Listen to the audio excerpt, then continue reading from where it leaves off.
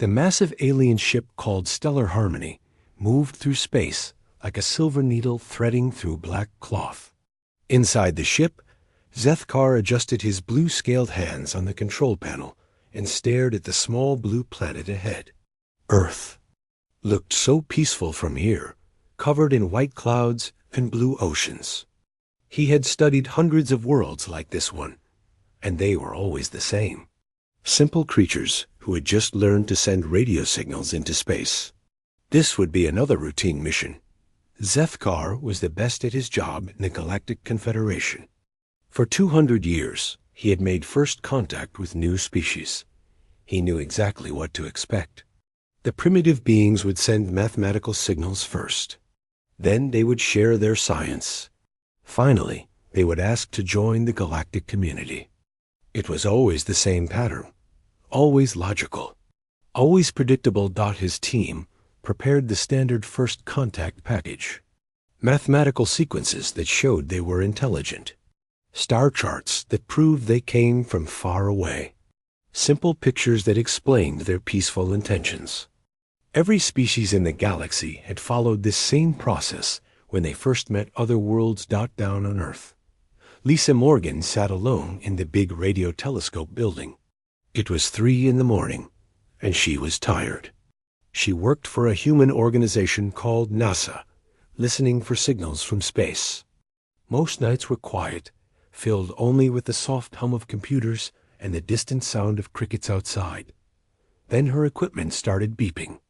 Lisa sat up straight and looked at her screens. The signal was strong and clear. Too clear to be natural. Her hands shook as she realized what this meant.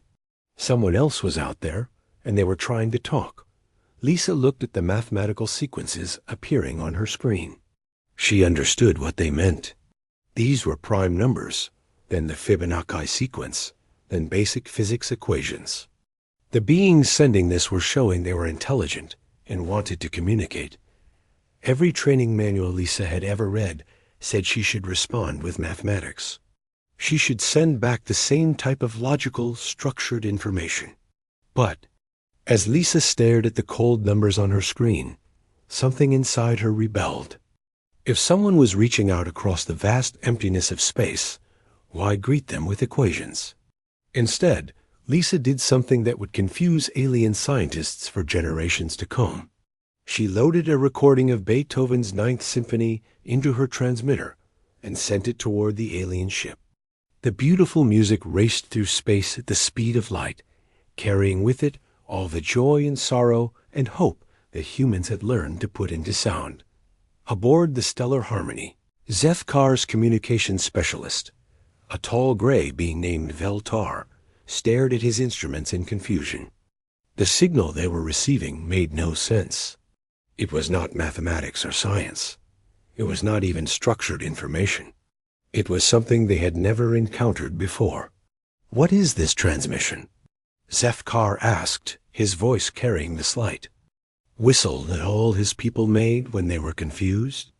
"I do not know," Veltar replied. "It appears to be organized sound waves, but they serve no logical purpose. There is no information content, no scientific data. The patterns are complex, but seem to exist only for their own sake." Zethkar felt his first moment of unease. In 200 years of first contact, no species had ever responded to mathematical greetings with meaningless noise. What kind of beings were these humans? Back on Earth, Lisa was not done. After the symphony ended, she sent a recording of a child laughing. Then the sound of ocean waves breaking on a beach. Then a recording of her grandmother singing an old lullaby. She sent pieces of what made Earth beautiful, what made humans feel alive. The alien team gathered around their communication station, completely lost. The signals kept coming, but none of them made sense, according to their understanding of intelligence. Music, laughter, natural sounds, and something that seemed to be an elderly female making rhythmic vocalizations. Perhaps their communication? "System is broken," suggested the ship's science officer, a insect-like being named Crickstall. "They may be trying to send mathematics, but their equipment is malfunctioning. Run it through the Universal Translation Matrix, Zethkar ordered. Perhaps this is some form of language we have not encountered. The computer worked for several minutes and displayed its results. The translation matrix, which could decode any logical communication system in the galaxy, simply said, "No linguistic content detected. Emotional resonance patterns identified. Purpose unknown. Emotional resonance patterns." The aliens had words for this concept, but they had not used them in thousands of years. Their own evolution had moved beyond such primitive responses long ago. They were logical beings now, efficient and rational. They had forgotten what it meant to feel. Meanwhile, Lisa was getting excited. She had been alone in the radio telescope building, but now she called her supervisor. Then she called the military. Then she called every scientist she knew. Within hours, a small crowd had gathered at the facility. Jake Sullivan arrived just as the sun was coming up. He was a colonel in the United States Air Force and the head of a secret program called the Earth Defense Initiative. For years, his job had been to prepare for the possibility of alien contact. Now it was happening, and he felt completely unprepared. "What have you sent them?" Jake asked Lisa, looking at the communication logs. "Music," Lisa said, smiling, "and some other things that I thought were beautiful." Jake stared at her. Every protocol he had ever studied said that first contact should be handled by governments and militaries. It should be formal and careful. But this woman had started the most important conversation in human history by sending aliens a symphony. "What did they send back?" Jake asked. "Nothing yet," Lisa replied. "But they're still listening. The signal is strong." High above them, Zethkar was having the most difficult conversation of his long career. He was talking to the Galactic Confederation Council, trying to explain why the first contact mission was not going according to plan. "The species appears to be intelligent," he reported. "They have radio technology and seem to understand our mathematical greetings, but their responses are completely illogical. They send organized sound patterns that serve no apparent purpose." "Perhaps they are more primitive than we thought," replied High Chancellor Vorthik, his voice crackling through the space communication system. "Proceed with standard protocols. Send them basic scientific information. They will learn to respond appropriately." But Zethkar was not so sure. There was something about the human transmissions that bothered him. The sound patterns were complex and carefully constructed. They were not random noise. They seemed to be created with intention. But for what? Purpose? Back on Earth, Jake Sullivan made a decision that would change everything. Instead of following military protocols, instead of treating this as a potential threat, he told Lisa to send another message. This time, he wanted to try something different. "Tell them we want to meet them," Jake said. "Tell them they're welcome here." Lisa looked at him in surprise. "How do I tell them that?" Jake thought for a moment. Then he smiled. "The same way you've been talking to them. With something human." Lisa nodded and started working. She sent a recording of people singing Amazing Grace at a church service. The voices rose and fell together, dozens of humans creating something beautiful as a group. Then she sent a recording of children playing in a park, their voices full of joy and laughter. Finally, she sent something that would puzzle alien philosophers for centuries to come. She sent a recording of people at a wedding, strangers crying tears of happiness for two people they barely knew. Aboard the Stellar Harmony, the alien crew gathered around their speakers and listened to the sounds of human emotion. They heard joy and sorrow, love and hope, community and celebration. They heard things their own species had forgotten how to feel. For the first time in 200 years of first contact missions, Zethkar did not know what to do next. These humans were not following any logical pattern. They were not behaving like any intelligent species he had ever encountered. They were doing something that seemed impossible. They were trying to share their souls with complete strangers from another world. And somehow, despite all his training and evolution and logic, Zethkar found himself wanting to understand what that meant. 3 weeks after first contact, Zethkar's team landed their small research ship in a field outside the town of Millbrook. The humans had suggested this location because it was quiet and peaceful. The aliens expected to find a typical primitive settlement with clear leadership structures and logical organization. What they found instead made no sense at all. Not Pete Johnson was the mayor of Millbrook, but he did not act like any leader the aliens had ever observed. When Zethkar and his team approached the town hall, they found Pete outside painting a fence. He wore old clothes covered in white paint, and he was humming while he worked. "You must be our visitors from space," Pete said, putting down his paintbrush and wiping his hands on a dirty rag. "Welcome to Millbrook. I hope you like small towns." Zethkar consulted his translation device. The words made sense, but the behavior did not. Leaders of settlements were supposed to be protected by guards and dressed in ceremonial clothing. They were supposed to demonstrate their importance through displays of power. This human was doing manual labor and seemed happy about it. "You are the authority figure of this settlement?" Zethkar asked carefully. "Well, I'm the mayor," Pete replied with a laugh.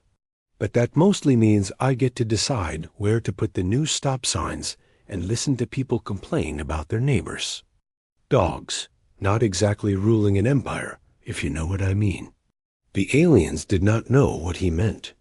Their translation devices could handle the words, but the concepts were foreign. How could a leader have such limited power?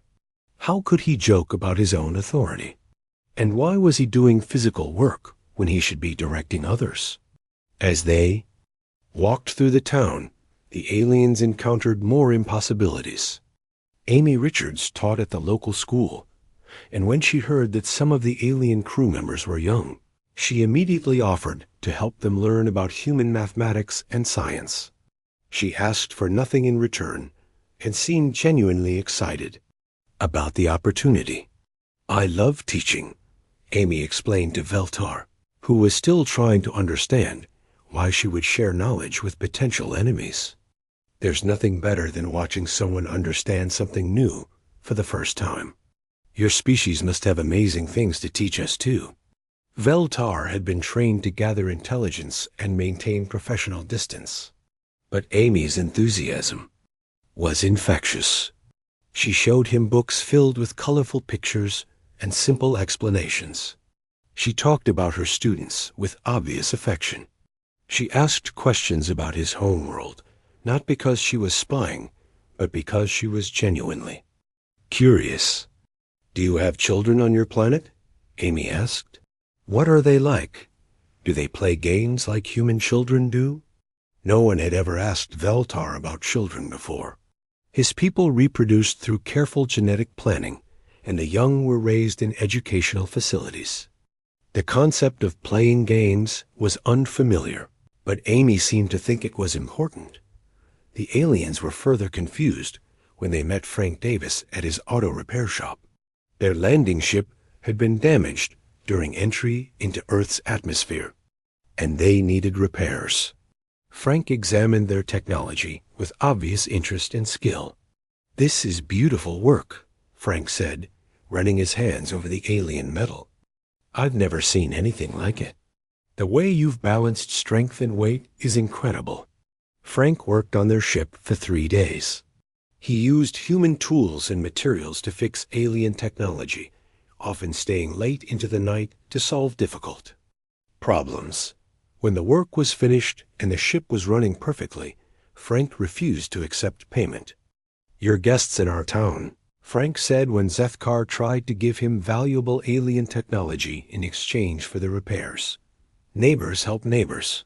That's just how we do things here." The concept of helping strangers without expecting anything in return violated every economic and social model in the Galactic Confederation's databases. The aliens spent hours trying to understand Frank's motivation, But their analysis kept coming back to the same impossible conclusion. He had helped them because he thought it was the right thing to do. The crisis came when Veltar collapsed during their second week in Millbrook. The crash landing had injured him more seriously than anyone realized, and his body was shutting down.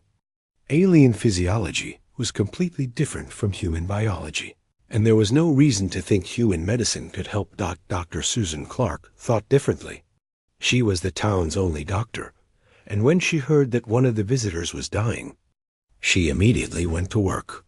She had never seen an alien before, but she approached Veltar's condition like any other medical emergency.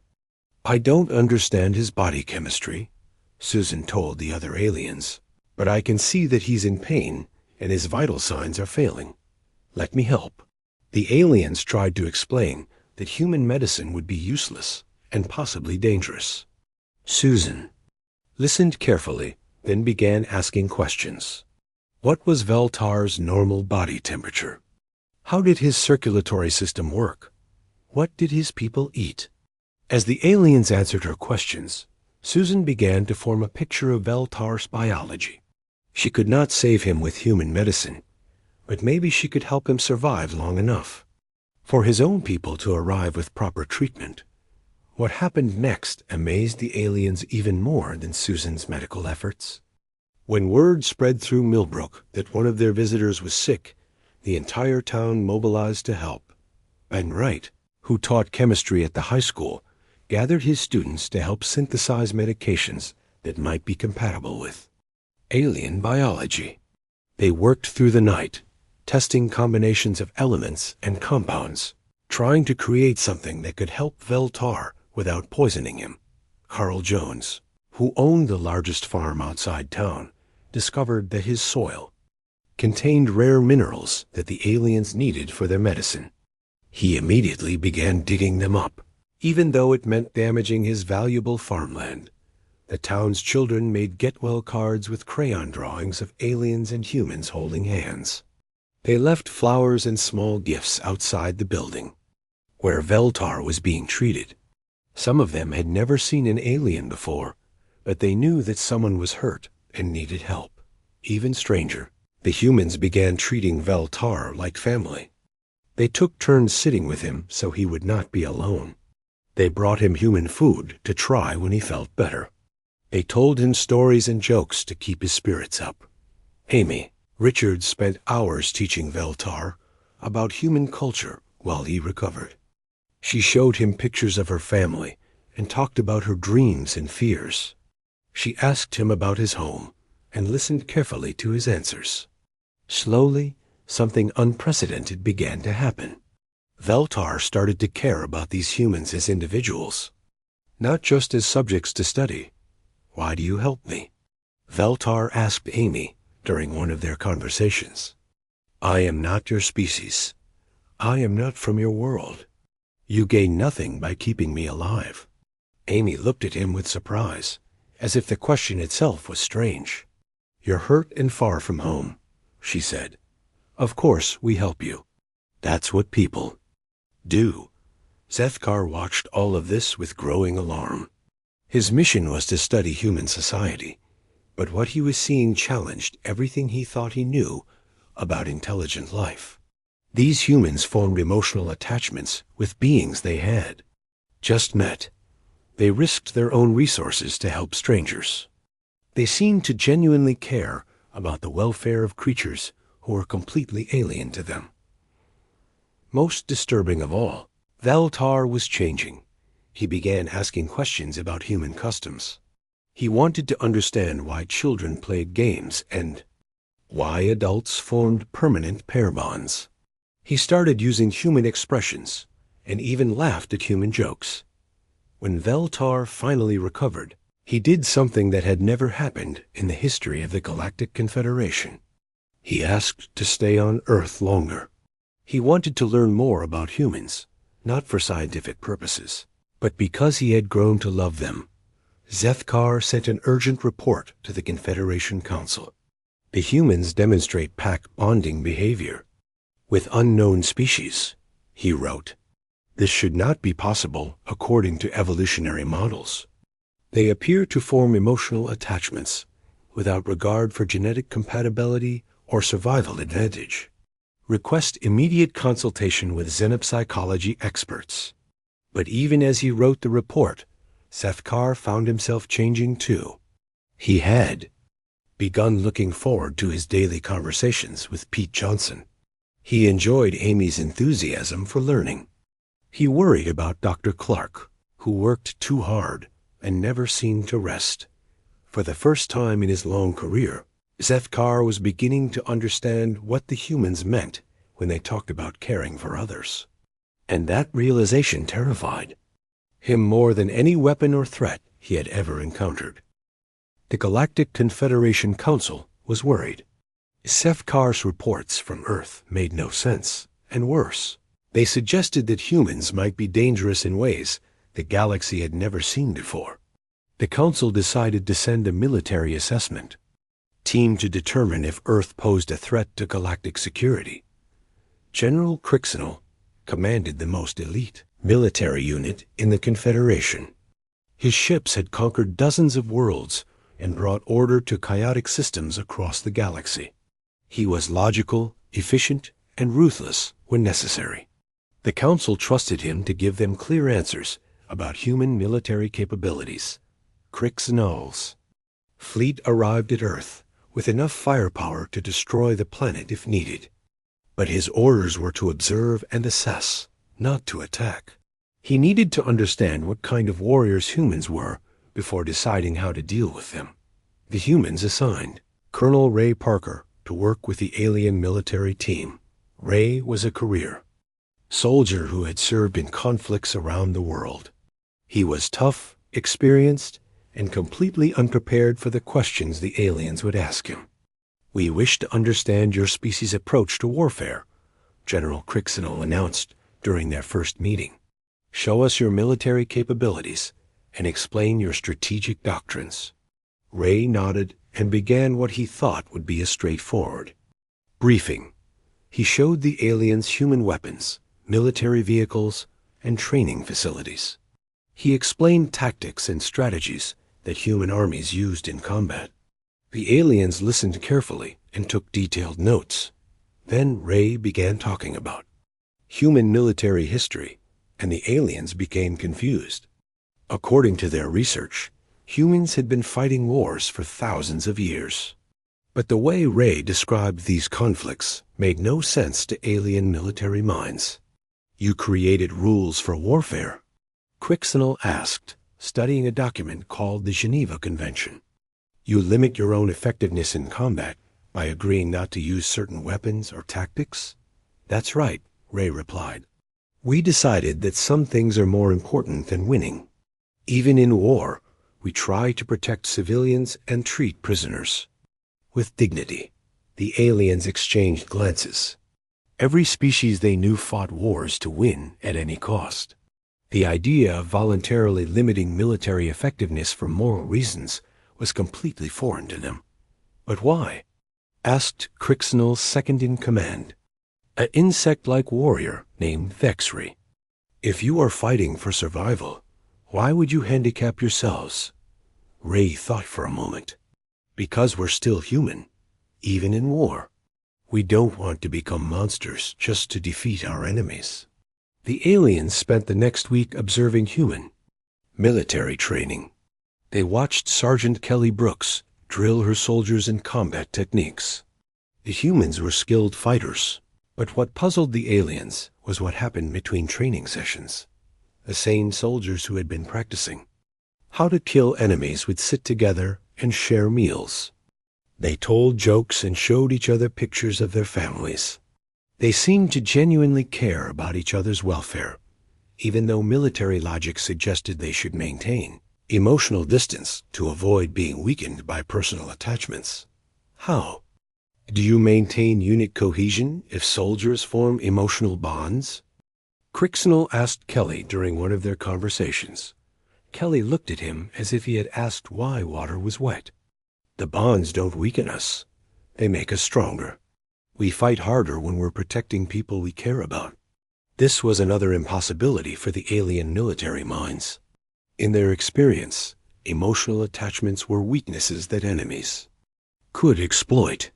Soldiers should be loyal to their commanders and their cause, not to each other as individuals. The aliens observed a remembrance ceremony at Arlington National Cemetery. Captain Nick Davis, a veteran of several conflicts, read the names of soldiers who had died in recent battles. But what shocked the aliens was that he also read the names of enemy soldiers who had been killed. "Why do you honor your enemies?" Crixino asked Nick after the ceremony. "Because they were soldiers too," Nick replied. "They had families and dreams, just like our people did. They died far from home, fighting for what they believed in. That deserves respect, even if we were on opposite sides." The concept of honoring fallen enemies was so alien to Confederation military doctrine that Crixino had to contact his superiors for guidance. The Council's military advisors had no framework for understanding such behavior. The aliens studied human wars throughout history, looking for patterns they could understand. What they found instead was a series of contradictions that made their analysis programs crash. Humans had created terrible weapons of mass destruction, but they had also created international organizations dedicated to preventing their use. They had fought brutal wars, but they had also established rules to protect non-combatants. They had conquered other nations, but they had also rebuilt them. Afterward, the breaking point came when the aliens witnessed a rescue operation. A human military unit was training in a simulated disaster scenario. During the exercise, they received word that real civilians were trapped in a collapsed building in a nearby city. Lieutenant Sarah White immediately volunteered her entire unit for the rescue mission. The aliens watched in amazement as soldiers, who had been practicing combat techniques, began digging through rubble with their bare hands to save people they had never met. "This is not efficient," Thexry observed. "These soldiers could be training for combat instead of performing civilian rescue duties." "Those people need help," Sarah replied, "not stopping her work. That's more important than training right now." The aliens documented everything, but their reports became increasingly incoherent. How could they explain to the Confederation Council that humans were simultaneously the most dangerous and most compassionate warriors they had ever encountered? During a combat simulation, the aliens watched human soldiers demonstrate tactics that were both brilliant and terrifying. The humans could be ruthless when necessary, using strategy and technology to devastating effect. But in the same exercise, they would risk their own lives to rescue wounded enemies. "Your soldiers share medical supplies with captured opponents," Crixnell noted during a debriefing. "This reduces your own strategic reserves. A wounded person is just a wounded person," explained Sergeant Brooks. "It doesn't matter which side they were fighting for. They need help, so we help them." The aliens observed human peacekeeping forces working in conflict zones. They watched soldiers who were trained to fight, instead working to build schools and hospitals. They saw warriors teaching children and protecting civilians, even when it put them at greater risk. General Crixnell tried to understand the strategic value of these actions, but his analysis kept reaching the same conclusion. Humans helped their enemies not because it gave them a military advantage, but because they believed it was morally right. The final straw came when the aliens learned about human military traditions of prisoner exchange and humanitarian ceasefires. During active conflicts, human armies would sometimes stop fighting to allow medical personnel to treat wounded soldiers from both sides. "You interrupt military operations to help enemy casualties?" Crixnell asked Ray during one of their discussions. "Sometimes," Ray admitted. "War is terrible enough without making it worse than it has to be. We try to remember that the people we're fighting are still people." Crixnell's report to the Confederation Council was unlike any military assessment ever filed. Humans possess advanced military capabilities and demonstrate tactical excellence in combat situations, he wrote. However, their approach to warfare is fundamentally irrational. They voluntarily limit their effectiveness through moral constraints that serve no strategic purpose. They form emotional attachments that should weaken their units, but instead appear to strengthen them. They show mercy to enemies when logic dictates they should show none. The report continued. Most disturbing, humans appear capable of switching between lethal efficiency and compassionate behavior within minutes.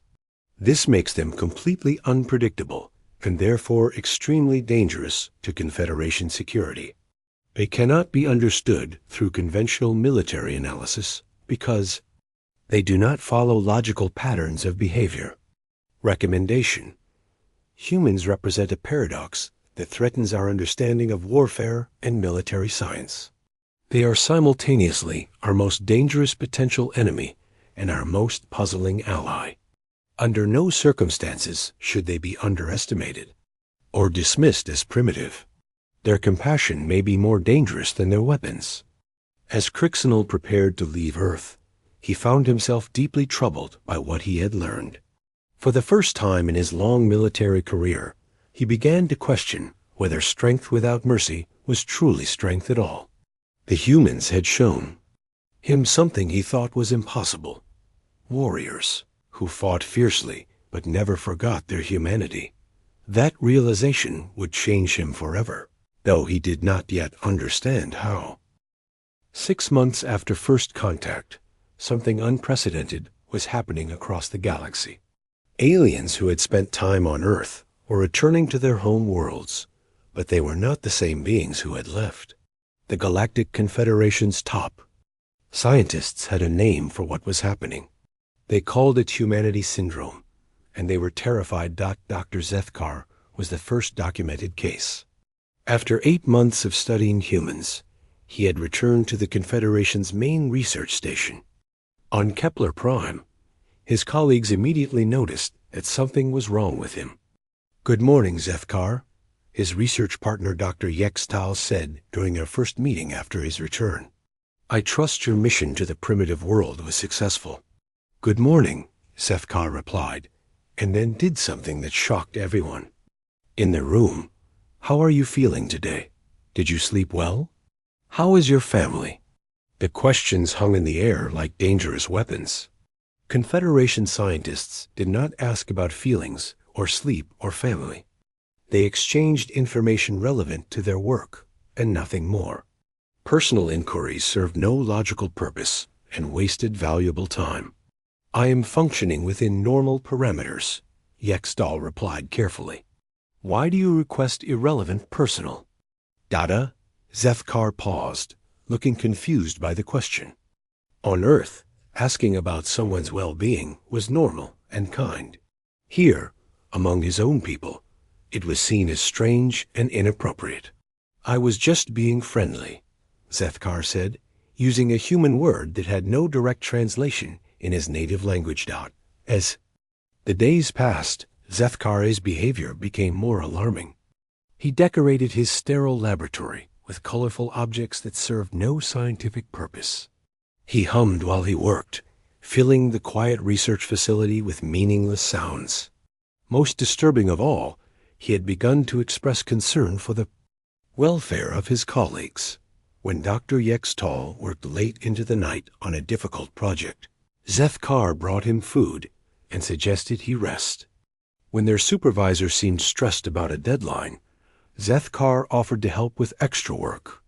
These behaviors violated fundamental principles of Confederation society, where individuals were expected to be self-sufficient and emotionally independent. The problem was spreading. Ambassador Threnke had returned from the diplomatic mission to Earth with similar symptoms. During high-level council meetings, he would ask other diplomats about their personal lives. He had started referring to his human contacts as friends rather than subjects or assets. Most shocking of all, Ambassador Threnke had sent something called a birthday card to a human named Lucy Chun. A card contained colorful pictures and a handwritten message expressing hope for her happiness and good health. Confederation intelligence. Analysts spent weeks trying to decode the strategic purpose of this communication before realizing it had none. The ambassador had sent it simply because he cared about Lucy's well-being, but the most severe case was Veltar, who had refused to return home at all. He was still living with the Johnson family in Millbrook, and his transformation was complete. Confederation medical teams studying his case through long distance observation were horrified by what they found. Veltar had adopted human customs and behaviors. He celebrated human holidays, participated in community events, and had formed what humans called friendships with dozens of local residents. He had even acquired a domesticated earth animal called a dog, which served no practical purpose, but seemed to bring him joy. Veltar has named the creature Buddy, reported Dr. Kexlower, the Confederation's leading expert on alien psychology. He speaks to it as if it were intelligent and shows signs of emotional attachment. He also participates in a human ritual called cooking, where he prepares food not for nutritional efficiency, but for something humans call flavor. The implications were staggering. Veltar was exhibiting behaviors that his species had evolved. Beyond millions of years ago, he was forming emotional bonds with non-sentient creatures and engaging in activities that served no logical purpose. Dr. Kevin Stone, a human neuroscientist, was working with Confederation scientists to understand what was happening. Kevin had volunteered to help study the phenomenon, partly out of scientific curiosity and partly because he had grown fond of his alien colleagues. "We think we know what's causing the changes," Kevin explained during a video conference with Confederation researchers. Prolonged exposure to human social behaviors seems to activate dormant neural pathways in alien brains, pathways that evolution suppressed in favor of pure logic and efficiency. The human scientists had discovered that alien brains contained the biological structures necessary for empathy, creativity, and emotional bonding. These structures had been shut down by millions of years of evolution that favored logical thinking over emotional responses. But contact with humans was somehow reactivating them. "It's like your people had surgery to remove part of what makes them alive," explained Dr. Lisa Morgan, who had become fascinated by alien neurology. But the surgery wasn't perfect. The capacity for emotion is still there, just sleeping. Humans wake it up. The Confederation Council convened emergency sessions to address the crisis. High Chancellor Vorthik, the supreme leader of Galactic civilization, struggled to understand how exposure to a primitive species could somehow damage advanced alien minds. "These humans are infecting our people with psychological disorders," Vorthik declared during one heated council session. "They are turning our scientists and diplomats into irrational beings who prioritize feelings over logic." But even as he spoke, some council members were beginning to question whether the changes were really damage. Ambassador Threnke, despite his infection with humanity syndrome, was performing his diplomatic duties better than ever. His reports were more detailed and insightful. His negotiations were more successful.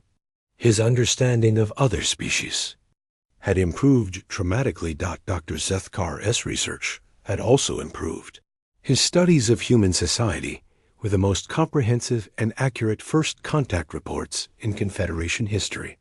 His insights into human behavior had revolutionized xenobiological science. The quality of his work had increased, not decreased, since developing emotional responses. Some aliens who had never visited Earth began to question what they were missing. Dr. Morpheus of the Crystal Collective requested permission to study the humans himself, claiming that scientific curiosity demanded a better understanding of this phenomenon. "If these humans can somehow enhance our cognitive abilities by activating dormant neural pathways," Dr. Morpheus argued, "then perhaps we should be learning from them rather than treating them as a contamination source. The debate split the Confederation. Traditional leaders saw the emotional changes as a dangerous disease that threatened the stability of galactic civilization. They argued that logic and efficiency had allowed their species to build an advanced society, and emotion would only lead to chaos and conflict. But a growing number of aliens began to wonder if their ancestors had given up something important when they evolved beyond emotion. They looked at beings like Zethkar and Veltar, who seemed happier and more fulfilled than they had ever been. They wondered what it would be like to care about others the way humans did. The crisis deepened when several alien scientists and diplomats requested extended assignments to Earth. They wanted to experience this transformation for themselves, despite warnings from their governments about the psychological risks. "I have studied logical systems for 300 years," wrote Dr. Nixel in his request for Earth assignment. "I have optimized processes and improved efficiency across dozens of worlds. But I have never experienced the joy that Zethkar describes when he talks about his human friends. I want to understand what that means." As more aliens developed humanity, the symptoms became more varied and pronounced. Some began creating art for no practical purpose. Others started telling jokes and laughing at absurd situations. A few even began forming romantic attachments with humans, leading to diplomatic complications that no galactic treaty had ever anticipated. The Confederation's best medical minds worked desperately to find a cure for humanity syndrome. They developed treatments to suppress the reactivated neural pathways and return affected aliens to their normal logical state. But when they offered the cure to infected individuals, many refused to take it. "Why would I want to go back to being unable to feel?" Veltar asked when offered the treatment. "Why would I choose to stop caring about the people I love?" The question echoed across the galaxy, challenging fundamental assumptions about intelligence, progress, and civilization. The humans had not conquered the aliens with weapons or technology. They had done something far more dangerous. They had shown the galaxy what it meant to be truly alive. The galaxy was at war with itself, and Earth was the battlefield.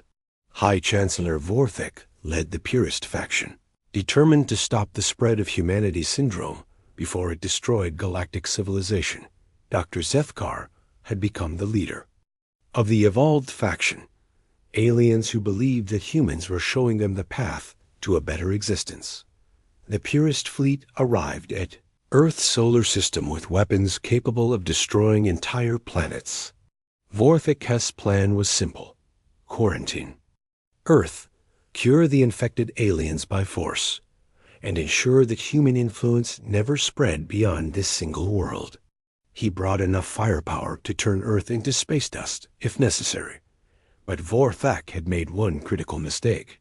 He had underestimated how many aliens had been changed by their contact with humans.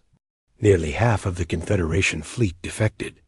When they reached Earth, choosing to protect the world that had given them the ability to feel, Admiral Jake Sullivan, now in charge of Earth's defense forces, found himself commanding the strangest alliance in galactic history. Human ships flew alongside alien vessels whose crews had chosen to defend Earth rather than their own governments. Former enemies worked together because they had learned to care about each other. President Helen Martinez addressed the combined human and alien forces from the command center on Earth. She spoke simply and directly, the way humans always did when facing impossible odds. "We never asked for this war," Helen said. "We just wanted to be friends with our neighbors among the stars. If some of you have changed because of that friendship, we're honored. If others think that change is dangerous, we understand. But we won't let anyone destroy the bonds we've built together." The first battle was fought near Jupiter, where purist and evolved forces clashed in a firefight that lit up the solar system. Admiral Sullivan coordinated the defense while alien commanders who had learned human tactics fought beside him. The battle was fierce but indecisive, with neither side able to gain a clear advantage. During a brief ceasefire, something happened that changed everything. A Purist battleship suffered a catastrophic engine failure that left it drifting helplessly through space. The ship was breaking apart, and hundreds of alien crew members were going to die unless someone helped them. Captain Nick Davis, the same human officer who had honored fallen enemies at Arlington Cemetery, immediately volunteered to lead a rescue mission. His ship was damaged and low on supplies, but he did not hesitate to risk everything to save the aliens who had come to destroy Earth. "They're people in trouble," Nick told his crew, when some of them questioned the wisdom of saving their enemies. "That's all that matters right now." The rescue operation was broadcast across the galaxy as ships from both sides watched human and evolved alien crews work together to save Purist soldiers. They cut through twisted metal with their bare hands, shared their own oxygen with aliens who could barely breathe, and carried wounded enemies to safety without asking which side they had been fighting for. The image that changed galactic history forever was of a human child named Emma Wilson, daughter of one of the rescue pilots, offering a flower to a wounded Purist soldier. The alien was dying, far from home, surrounded by creatures he had been taught to fear. But this small human approached him with nothing but kindness. "Are you okay?" Emma asked the alien, whose translator converted her words into his native language. "Do you hurt?" "My daddy says flowers make people feel better when they're sad." The alien was Commander Zixtal, one of Vorthic's most loyal officers. He had served the Confederation for over a century and had never questioned the logic of their civilization. But as this human child showed him compassion in his darkest moment, something fundamental shifted in his mind. Zixtal felt his neural pathways changing in real time. The dormant structures in his brain began to activate, and for the first time in his life, he experienced what humans called emotion. He felt gratitude, wonder, and something else that he could not name but that humans would have called love. The rescue operation lasted 6 hours and saved over 300 Purist crew members. When it was over, nearly half of the rescued aliens refused to return to their own ships. They had experienced human compassion firsthand and could not go back to a civilization that saw such kindness as weakness. High Chancellor Vorthek watched the rescue broadcasts from his command ship and felt his own certainties beginning to crumble. His logical mind told him that the humans were using emotional manipulation to weaken his forces. But another part of him, a part he had thought was long dead, wondered what it would be like to care about strangers the way these humans did. The final confrontation came when Vorthak himself transported down to Earth to meet with human leaders. He wanted to understand what made these creatures so dangerous before he decided whether to destroy them. The meeting took place in Millbrook, the same small town where Veltar had first learned to be human. Mayor Pete Johnson welcomed the Chancellor personally, just as he had welcomed every alien visitor before him. He offered Vorthak coffee and asked about his journey from the other side of the galaxy. He treated the supreme leader of galactic civilization like a neighbor who had stopped by for a visit. "You seem tired," Pete observed as they sat on the porch of the town hall. "Leading a whole galaxy must be exhausting work. Do you ever get time to just relax and enjoy yourself?" Vorthak stared at this human who dared to suggest that the Chancellor of the Galactic Confederation needed rest. According to every protocol in existence, Pete should have been terrified or at least respectful. Instead, he seemed genuinely concerned about Vorthik's well-being. "I do not understand your species," Vorthik admitted. "You show kindness to enemies. You risk your lives for strangers. You care about beings you have never met. This makes no logical sense." "Maybe logic isn't everything," Pete replied with a gentle smile. "Maybe caring about each other is more important than being right all the time." The conversation was interrupted when Emma Wilson, the The same child who had offered a flower to the wounded soldier came running up the porch steps. She had been playing in the town square and was covered in dirt and grass stains.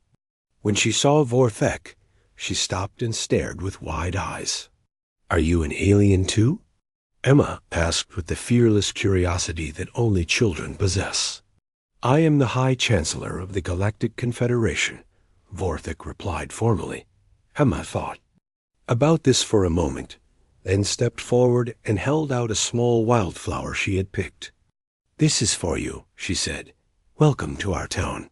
In that moment, as a human child offered him a simple gift with no expectation of anything in return, Vorthek felt his own neural pathways beginning to change.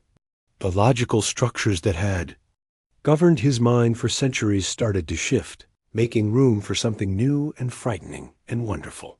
For the first time in his long life, Vorthek experienced what humans call joy.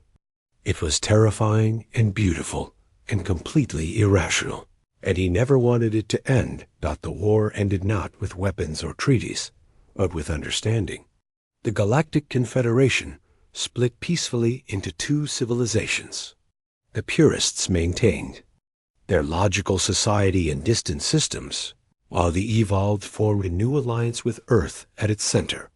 The Terran Confederation became a place of pilgrimage for aliens seeking to rediscover their capacity for emotion.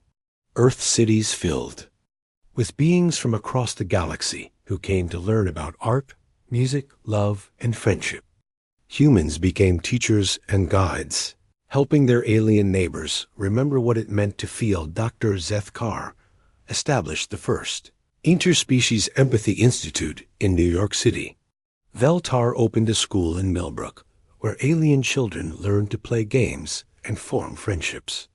Ambassador Threnke created cultural exchange programs that brought the gift of human compassion to worlds across the galaxy.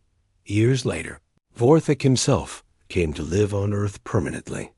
He wrote the final report on humanity that would be, studied by future generations. Humans terrify us because they show us what we could become. They confuse us because they represent a path we thought we had evolved beyond. But they save us because they remind us that intelligence without compassion is not evolution. It is extinction of the soul. The galaxy would never be the same. Across thousands of worlds, beings who had forgotten how to feel were remembering what it meant to be alive. And at the center of it all was a small blue planet whose greatest weapon was not technology or military might, but the simple human belief that everyone deserves kindness, understanding, and love. The universe had been waiting for teachers like this for millions of years. It just took a species crazy enough to offer flowers to strangers to show everyone else the way home.